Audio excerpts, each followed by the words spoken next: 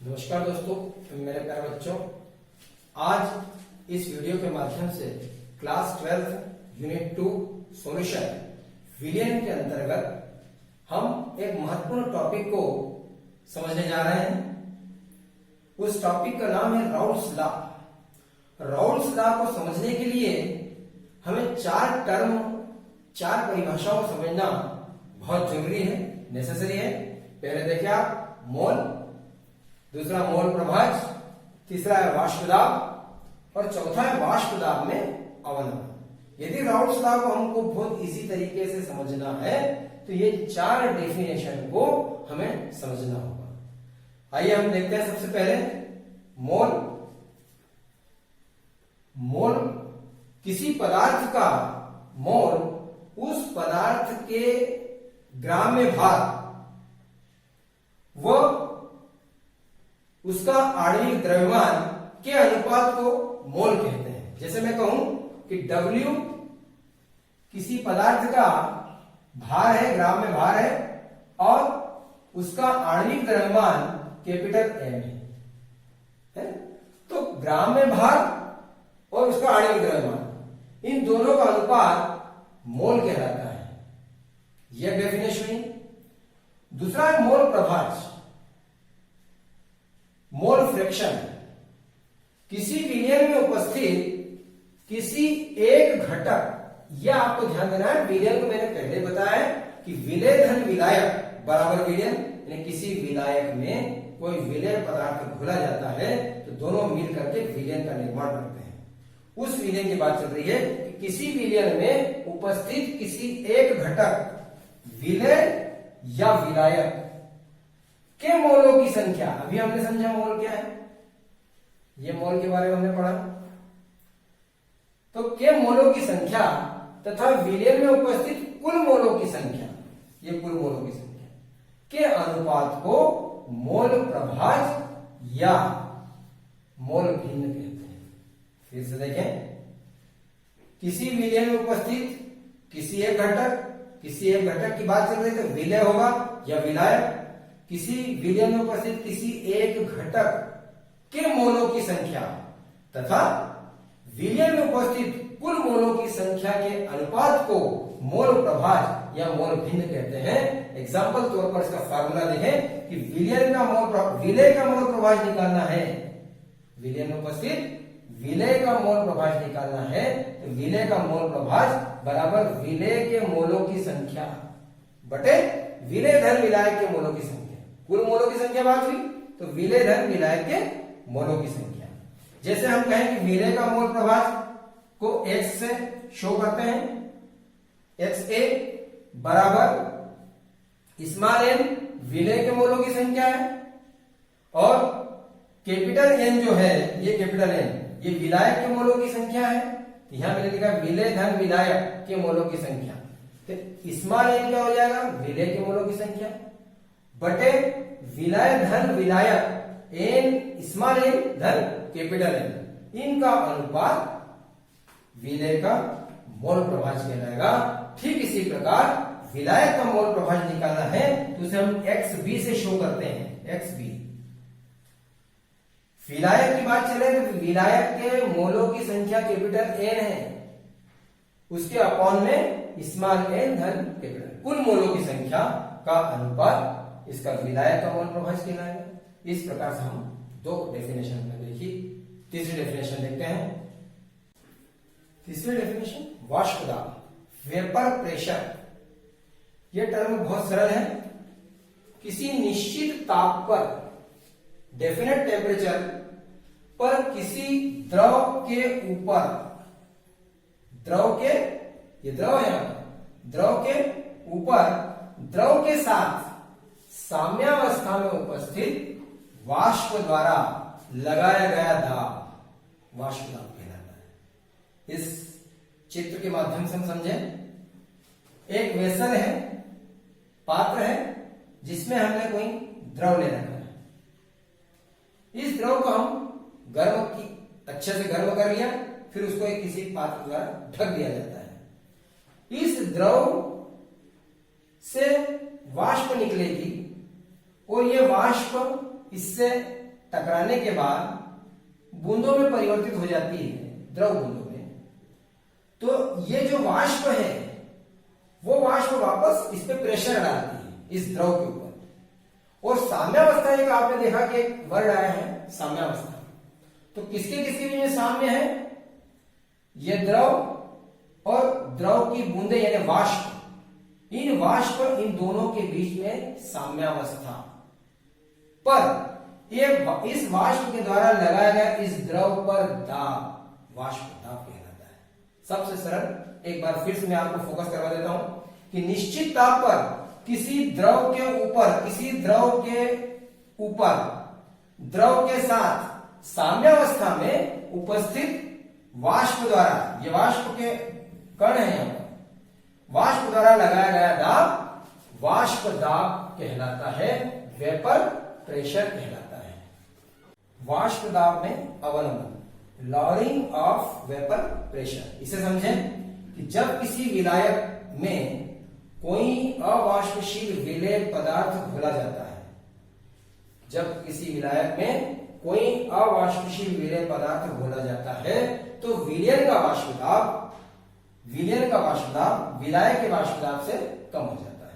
इसे वाष्प दाब में आपेक्षिक अवनमन कहते हैं। इस फिगर के माध्यम से समझें कि एक कोई वेसल है, वेसल में हमने विलायक लिया है पहले से, और इस विलायक में अवाष्पशील विलेय पदार्थ घोला जाए तो क्या प्राप्त होगा? विलय धन विलायक बराबर विलयन।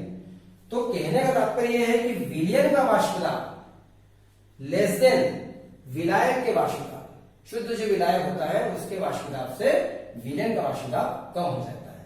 फिर से फोकस करें कि जब किसी विलायक में कोई अवाष्पशील विलेय पदार्थ घोला जाता है तो विलयन का वाष्प दाब विलायक के वाष्प दाब से कम हो जाता है, और जो कमी आई है उसी को हम वाष्प दाब में आपेक्षिक अवनमन कहते हैं।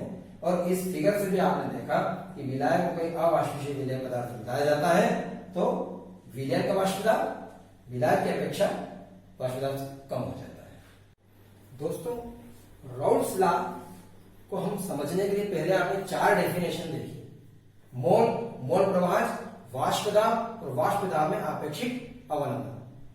अब राउल्ट्स लॉ में अधिकतर ये बताया नहीं जाता है, सीधा राउल्ट्स लॉ बहुत सारे स्टार्ट कर देते हैं, लेकिन राउल्ट्स लॉ क्यों दिया इसे हम देखें कि जब किसी विलायक में कोई अवाष्पशील विलेय पदार्थ घोला जाता है तब विलेय के अणु, यह ध्यान दें आप, तब विलय के अणु विलायक के अणुओं के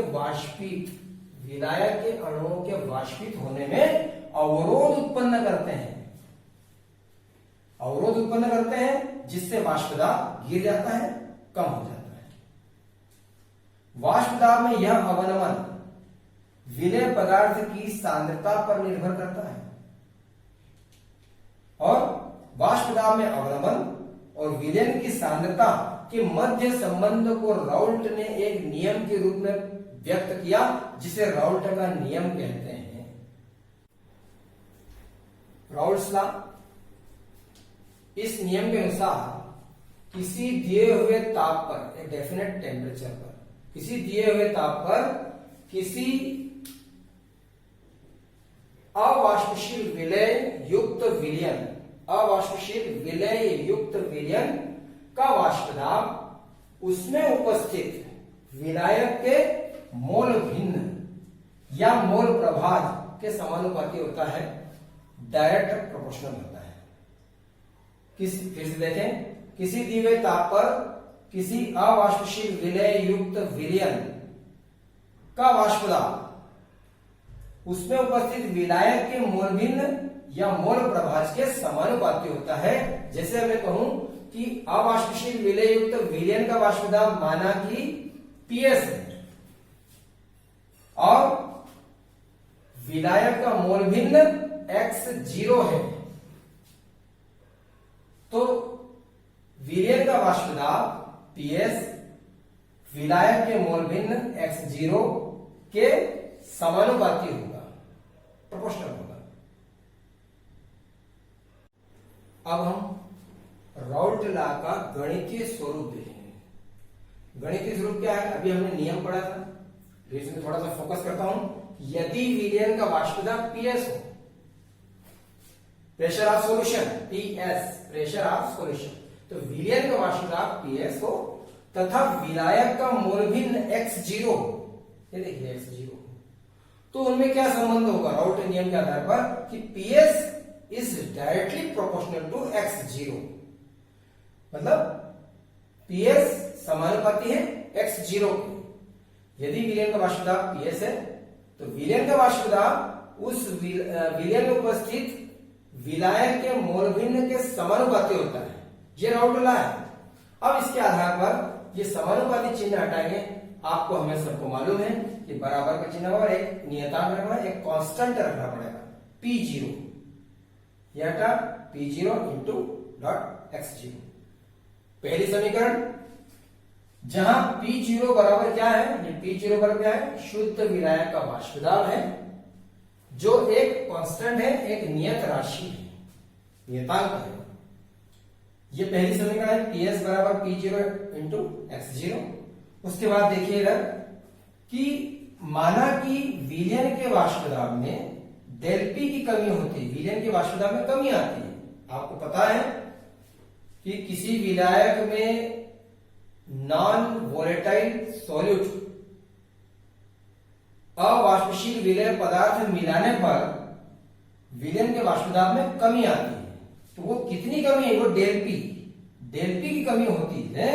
वो डेल पी का हम बता रहे हैं समीकरण कि del P is equal to P0 minus PS, second equation. Del P बराबर P0 minus PS, second equation.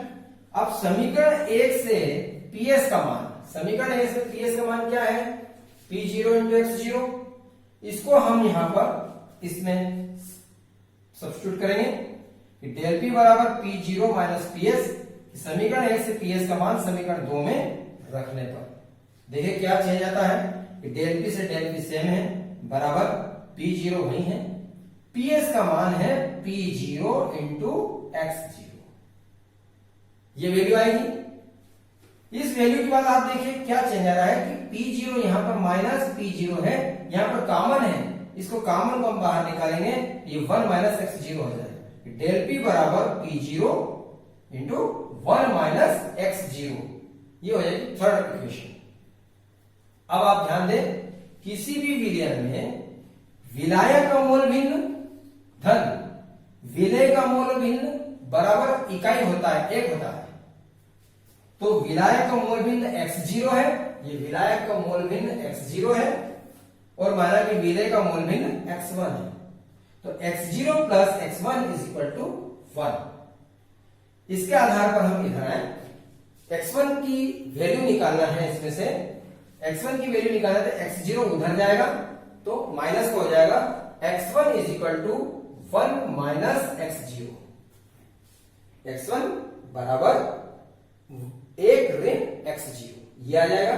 समीकरण 3 में 1 माइनस x0 का मान रखने पर 1 माइनस x0 क्या है? x1 है, इसके बराबर। इसकी वैल्यू हम समीकरण नंबर 3 में इसमें रखेंगे। तो 1 माइनस x0 की स्थान पर क्या आ जाना चाहिए? x1। देखिए आप समीकरण नंबर 3 का यहां पर उसका वो स्वरूप, डेल पी बराबर P0 इंटू x1, क्योंकि 1 माइनस x, ये 1 माइनस x0, इसके स्थान पर क्या आ जाएगा? x1, x1। डेल पी बराबर P0 इंटू x1। अब हमको x1 की वैल्यू निकालना है, विलायक का मोल भिन्न। यहां पर क्या था? ये विलायक का मोल भिन्न x0 है। अब विलय का मोल भिन्न निकालना है, तो x1 बराबर, ये x1 बराबर, ये इधर इनटू में है, ये इधर बटे में चला जाएगा, भागित में x1 is equal to del P upon P0। It is called fourth equation, चौथी समीकरण। समीकरण 2 से, ये समीकरण 2 से डेल पी का मान, ये देखो समीकरण 2 से डेल पी का मान समीकरण नंबर 4 में रखने पर, समीकरण 4 में डेल पी यहां पर है और हम सेकंड में डेल पी का मान निकाल चुके हैं। तो P0 माइनस PS यहां पर आ जाएगा, इसके स्थान पर P0 माइनस PS आएगा, तो हो जाएगा x1 बराबर P0 minus PS upon P0। यह है राउल्ट नियम का गणितीय स्वरूप, इसे ही राउल्ट नियम कहते हैं। अब आप ध्यान दें कि यहां पर P0 minus PS upon P0 क्या है? वाष्प दाब में आपेक्षिक अवनमन है, जिसे हम पहले पढ़ चुके हैं डेफिनेशन के रूप में, वाष्प दाब में आपेक्षिक अवनमन। ये कहा अतः किसी विलयन का वाष्प दाब में आपेक्षिक अवनमन उस विलयन में उपस्थित विलय के मोल भिन्न x1 मोल भिन्न के बराबर होता है, यही गणितीय स्वरूप है। विलयन जो राउल्ट्स लॉ है, तनु विलयन के लिए दिया है। राउल्ट्स लॉ का एक स्वरूप तो यह आपने PS directly proportional to x0 देखा है, यानी किसी विलयन का वाष्प दाब उस विलयन में उपस्थित विलायक के मोल भिन्न के मोल फ्रैक्शन के समानुपाती होता है। और दूसरा रूप हमने गणितीय स्वरूप के आधार पर निकाला कि किसी विलयन का आपेक्षिक वाष्प दाब में आपेक्षिक अवनमन P0 minus PS upon P0 ये किसके बराबर होता है? उस विलयन में उपस्थित विलय के मोल भिन्न x1 मोल भिन्न के बराबर होता है, यही राउल्ट नियम